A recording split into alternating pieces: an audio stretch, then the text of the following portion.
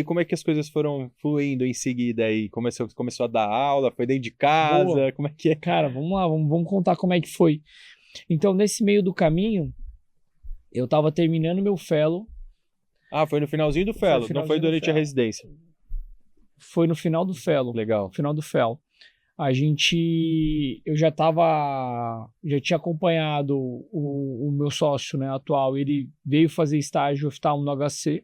Ele é equatoriano. E aí a gente se conheceu. Caralho. Aí ele veio fazer o fellow, o estágio dele, né, durante a faculdade, e a gente ficou próximo. Durante a faculdade? Abracei ele. Como assim? Ele fazia como se fosse um internato, né? Internato tem internacional. essa parceria, né? E aí, pô, abracei ele, levava ele pra tudo, pra resenha, pra estudo, pro plantão. Então ele, pra cirurgia. Legal, ele curtiu, assim. Eu peguei ele tanto no R2 quanto no R3. Aí no meu R3, cara, eu ia pra cirurgias, pô, dispensava R1, R2, os caras gostavam e ele entrava em todas as cirurgias, cara. Assim, ele Tava querendo ser oftalmo ali, ele se queria ser inspirando em oftalmo, pra ele você. era oftalmo. E aí ele quis decidir fazer o Revalida. Pra vir aqui pro Aí, Brasil. pô, ajudei ele nesse processo de validação. E aí eu percebi que ninguém tava fazendo com qualidade. Existiam uns cursinhos assim? Existem vários cursos. Mas todo mundo, Pedrão, pega o curso da residência médica e aplica pro Revalida. E aí, cara, pô, são provas diferentes. O nível do Revalida é até um nível mais complexo, eu diria. Grande parte das provas de residência médica são mais fáceis. E aí a gente falou, não, cara, eu acho que eles estão precisando de um cuidado diferente. Aí foi aí que a gente começou. No começo, Pedrão, eu usei minha arte de professor e médico, cara, de aula de praticamente tudo. 90% Você que do deu curso todas as especialidades. Todas as especialidades. Sentava ali, montava a aulinha, PowerPoint. Guideline. Nossa. Porra, revisei muito, estudei muito, muito, muito. E fazia as aulas. Mas aí a gente cresceu rápido, né, cara? Mas como é que foi? Pô, eu quero saber, assim, o D0, entendeu? Vai, juntei com o cara, a gente falou, meu, vamos criar um cursinho e tal. E aí vocês foram, gravaram umas aulas e como é que foi vender A gente fazia um serviço diferente de assessoria pro Revalidando no começo. D0 foi assim. A gente começou fazendo uma assessoria pro Revalidando. Tipo uma mentoria. Tipo uma mentoria. E aí começou a dar muito resultado. Isso em poucos meses. Muito resultado. Porque o Revalida, né, acho que eu confesso que estou um pouco por fora. Tem várias, não é que nem, por exemplo, na residência, que é final do ano, então tem um ciclo meio tradicional de, pô, começa a estudar no começo do ano e dali 8 meses e tal, vai ser chega na prova. São 2 provas por ano hoje em dia. São Antigamente era meio perdido. Era? Teve o ano que teve em 2017 e depois foi só em 2020. Ah, mas por causa da pandemia, não? Não, antes de 2020, né? Caraca. Com gap aí, problemas. Sem prova? Né? Sem prova. Que loucura. E aí voltou em 2020, aí ficou consistente um ano por ano, de maneira anual, 20, 21, depois em 2022 começou a ser 2 por ano. Existe uma lei que vai virar 3 por ano, mas a gente ainda não sabe.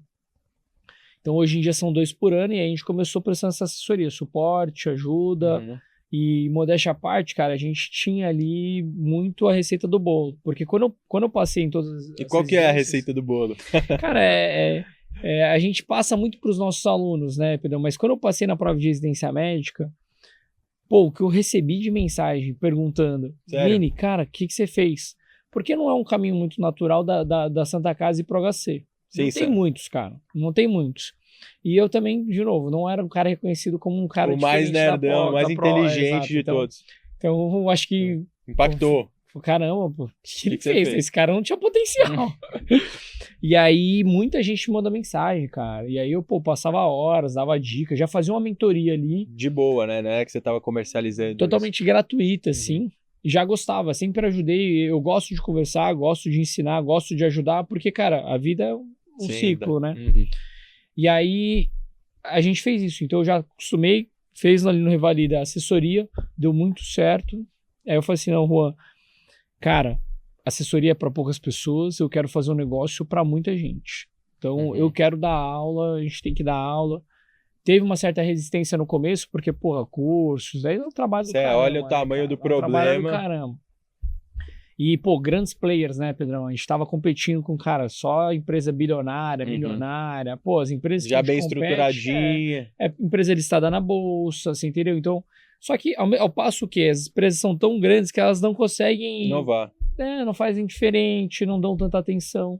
E aí o Revalidando era um cara que era negligenciado. Então a gente, pô, decodificou a prova inteira do Revalida. Assim, pô, sentou, você juntou um grupinho ali, tudo, a prova imprimiu do Revalida, tudo. Fez...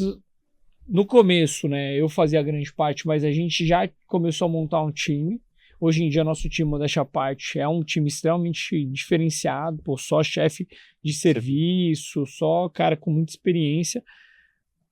Mas no começo foi isso, gravando em casa. A gente gastou R$1.000 para montar o nosso estúdio dentro de casa. E aí começaram a comercializar. Gravava no iPhone. No iPhone.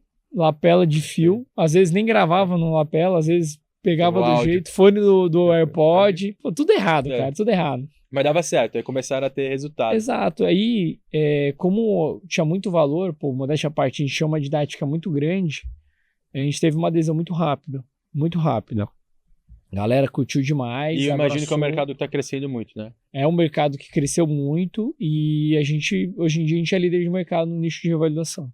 E aí hoje, como estão assim, acho que já nós estamos chegando no fim, mas tem passado rápido. Como é que acelerar. São próximos passos aí? O que vocês têm feito? Pedrão, próximos passos, né, cara, do grupo como um todo.